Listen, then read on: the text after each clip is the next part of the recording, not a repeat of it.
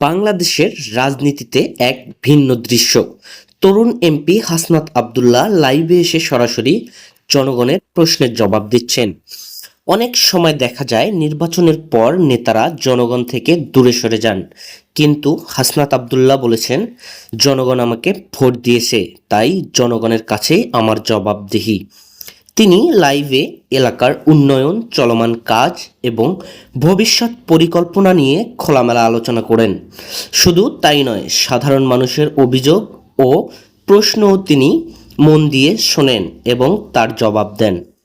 অনেকে বলছেন, এ ধরনের জবাবদিহি যদি সব জনপ্রতিনিধি করতেন, তাহলে রাজনীতির প্রতি মানুষের আস্থা আরও বাড়ত।